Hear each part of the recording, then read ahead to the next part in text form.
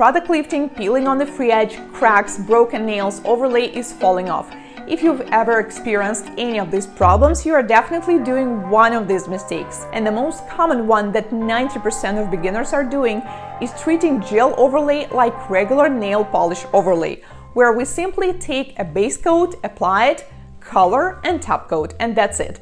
It will work only in one case, if we have a very lucky, genetically blessed person with perfect nails that never break or peel, and they just want to have gel overlay for a single purpose, to have a long-lasting color that will last few weeks instead of few days. In this case, it's going to work. If you are dealing with short nails and you wish to grow them longer, if you are dealing with beaten nails, if we are dealing with nails that always break once they grow past a certain point, we need to build a structure. If we are dealing with nails that are growing upwards or downwards or to the sides, we also need to build a structure, because this is how we can visually fix it. If we are dealing with peeling or brittle or super thin nails, we also need to build a structure to protect them. That means we need to build it in almost all of the times. First, you need to pick the product. When I'm saying gel, I refer to all gels, but there are actually different kinds of them. So we have gel polish, soft gel, and hard gel. If you're a beginner, it would be easier for you to use gel polish or soft gel, because hard gel is designed mostly for nail extensions. It takes a little bit more skill to work with it, and the biggest difference is that it's called hard, so it actually feels harder, but also the only way to remove it is to file it off, so you need to be ready for it. So I recommend it only for people who have some experience with doing nail extensions. If you don't, gel polish or soft gel will be easier for you. You can also take them off by soaking them off in the acetone. Any base coat will work for building the structure, but keep in mind that some of them might be curing too fast, which means you will experience a terrible heat spikes. So it's better to choose the one that is designed for building the structure. Usually they have a name such as structure gel or builder gel, sometimes rubber base coat. And all these terms usually refer to a thicker consistency, because if the consistency is not super runny, it will be easier for you to apply the product thicker. Building the structure means that we take any nail, whether it's a flat nail, a nail with uneven surface, and turn it into a perfect one. We simply need to add more product to the center, which is called an apex, and we need to apply less product near the cuticle, along the sidewalls, and near the free edge. Once you do it, you have the perfect structure. Sometimes nail technicians add too much product on top, thinking that this is how we're going to make them stronger, because we have more product and the nails are definitely going to be protected. But it actually does the opposite. If we have too much product on top, once they start growing longer, we will have this extra pressure on the nail plate. Also, when we have too much product near the cuticle, they most likely will start lifting eventually. Also, it's going to make any nails look more bulky. So even if you had beautiful narrow almond nails with too much product on top, they're just going to look bulky. And I think the intention of overlay is actually to make our nails look pretty, like we have our natural nail with a nail polish, right? So when we build the structure, we're not making them much thicker or more bulky. The intention is actually to make them still look natural, but to hide some imperfections, and most importantly, to make them protected from the outside world, so you will be able to grow them longer and they will not have this peeling or breaking nails along the way. If you apply base coat or color too close or under the cuticle, you are risking flooding it. And if we have it, the product is going to live there 100% after a couple of days. So if you're just getting started, I know that it's very tempting because we see all these videos on the social media with super close application of the color to the cuticle, but this is quite an advanced technique. You need to have a certain skill to do dry manicure first and then to apply it like this.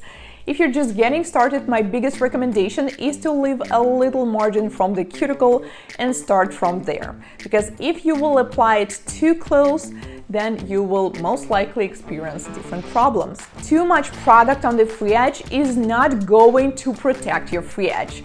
Where do nails usually break or peel? Right here on the free edge. So let's add some more so it will be protected 100%. But unfortunately, that's not how it works.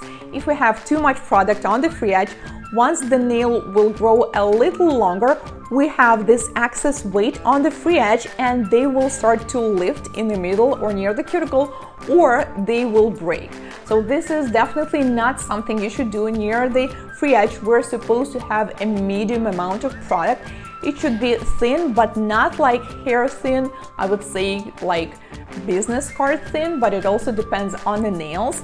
But it's definitely not supposed to thick or bulky, because if you do, the product will start to peel in this area. We will have lifting. So this is something you should not do. Uneven surface is a very common mistake among beginners too. And usually, from my experience, it happens when we take the gel that it's too hard to work with for a certain nail technician. Uneven surface is a very common mistake among beginners. But if you're working with gel, it's actually possible to apply it in a certain way that you will have this perfect surface and you will not even need to file or buff or shape them. The nails will be ready to go, but how do we achieve it? If you are getting started, you need to choose the consistency that will work better for you. We have thin consistency, which is more like olive oil. Then we have medium consistency, which is more like a soup, and thick consistency, which is like whipped cream. So this one definitely requires more skill. For beginners, I think the best choice is medium consistency, because with a thin or runny consistency, you need to work super fast. But with medium, you will have a little bit more time and the product is also going to self-level. If you see that you have some bumps or dips on top of the nail, the best way to fix it is to turn the hand around and the gravity will actually help you. Make sure that the hand is like this, so the apex will appear by itself right in the middle. Once you have the look that you like, immediately cure them in the lamp. You build the perfect structure and apply the color perfectly, but the overlay is still not lasting. The reason could be that this product is simply not suitable for this certain nail. So this is a big mistake, to have a product that you think, well, it worked for me, it worked very well for my friends, so I think it's going to work for everyone.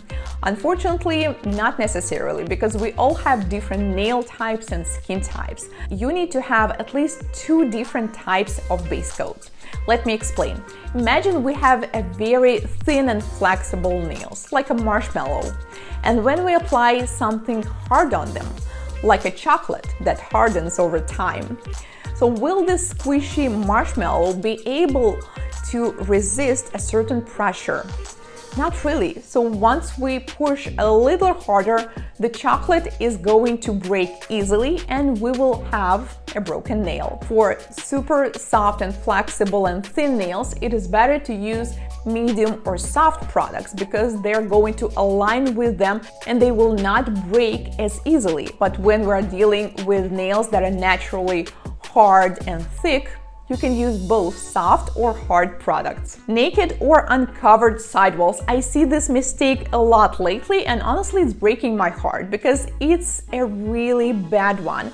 If you have a nail that is not fully covered with the product, you are exposing it to the world, and this person may have hangnails because a hangnail is a separated part of the nail plate along the sidewall. We need to cover it with the product, and it's totally fine if sometimes you may not want to cover it with the color, but there should be a base coat and the top coat. Also, if we leave these areas exposed and not covered with the product, eventually this person may have an onycholysis, which is the separation of the nail plate from the nail bed. Please don't do this and make sure that you always cover the sidewalls. Which of these mistakes have you ever done? Let me know in the comments.